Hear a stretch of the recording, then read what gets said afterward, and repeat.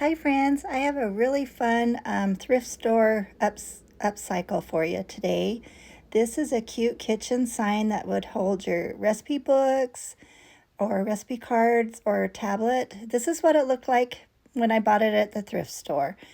But it's got an easel stand. These are the silk screen transfers I will be using, but right now it's a real smooth chalkboard finish.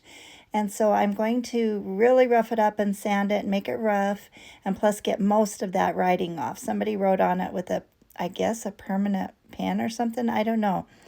But I'm really roughing up the smooth surface. This is my desktop vacuum cleaner. Wonderful to have at my craft area. Just use it all the time. Gets all the paint particles and sawdust and little fuzzles and things. So I'm just wiping it off and getting it smooth. And I'm just going to use regular black chalk paint by Full Cart. And I'm putting one generous layer. And I'm just putting it on the top. I'm not even going to the side. So I'm just going to the edge, trying not to go over the edge. There was a couple spots I did go over slightly, but I just sanded that right off. So I'm just using a round sponge brush. I get these on Amazon. Comes in a package with 4 different sizes, and I use these all the time as well. They work great. Easy cleanup. Don't ruin my nice brushes for things like this. Now I'm going to paint 6 tumbling tower blocks from the Dollar Tree. So I'm just getting one end at a time. I'll dry them and then I'll turn them around and get the other end. And I'm getting painting all sides of them. As soon as I get them all painted, then I'll use my drying tool and give everything a really thorough dry.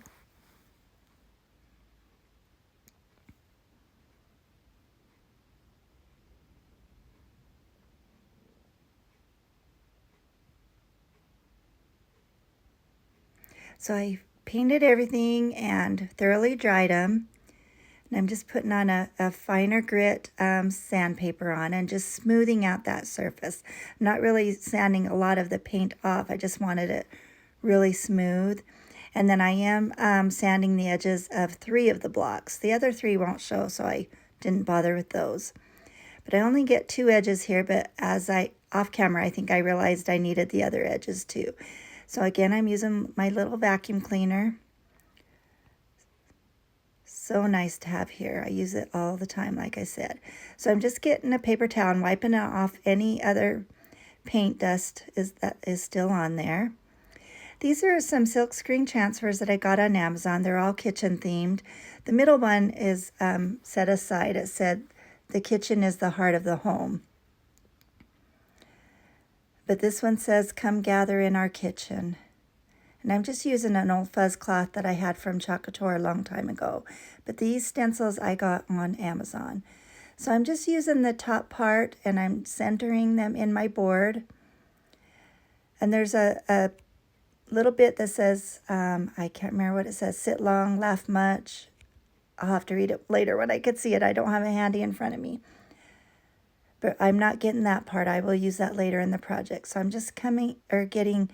And I'm using some Chalk Couture ink paste that I have on hand. I used to be a Chalk Couture displayer a long time ago, but I still have this ink that works great. You can use chalk paste or ink. So you just wipe off the excess and then peel it up, and there it is. It's so beautiful. So I'm going to give that a good dry because I have been known to smudge my projects. So I'm going to glue 3 of these together. So I'm using a little bit of Tight Bond wood glue and then some hot glue for immediate hold. So I'm gluing the 3 that I sanded together, and then the other 3 I will glue together in the same way. And where the hot glue seeps out, I will pick that off after it dries and sets. And the Tight Bond glue I can just kind of wipe off whenever.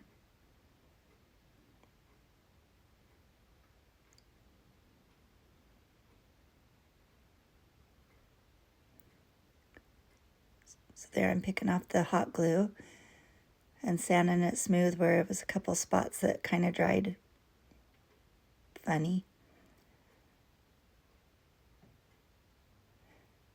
So I'm getting my surface all smooth again, and I'm going to use the rest of that stencil. And I got to find out what it says because I cannot remember. It says sit long, talk much, and laugh often. So I'm putting that on the one row of those 3 tumbling tower blocks. I'm doing the same as I did with the big stencil. You just kind of use your squeegee and get all the paint down in the mesh stencil. Wipe off any excess and then pull it up. And it's so awesome. And you want to make sure that gets dried too so you don't smudge it. Dries pretty quick on its own, but still. So now I'm getting my cutting board, or not cutting board, my cookbook board. And I'm going to glue that on the bottom. So I'm using a lot of wood glue and then some hot glue as well for a really tight, strong hold, because you'll be setting, whether it's an iPad or just a recipe book, those get heavy. So I'm doing the same thing. I'm gluing this on the edge there so it gives it a little lip, a little thing to hold your book or iPad in. Doing the same thing with the glue. I had a little chunk there I had to get off.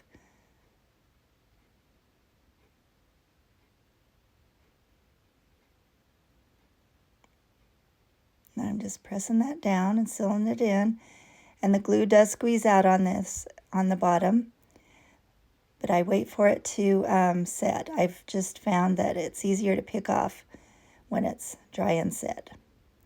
So now I'm going to put and this is optional, but I'm going to put a layer of Mod Podge all over the front mostly because I didn't want where I stenciled on there to get chipped off with all the wear, when you're putting your recipe cards, books, or iPads or tablets on there.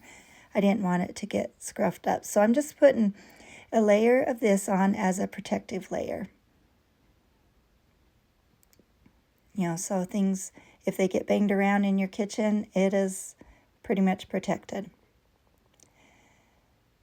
And I'm trying for the most part to go in the same direction because even though this is the matte finish, sometimes it does show your strokes.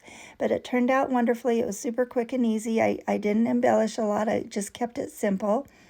But I hope this inspires you to make something similar. I love this. Go get yourself a thrift store surface and have some fun. Thanks for watching.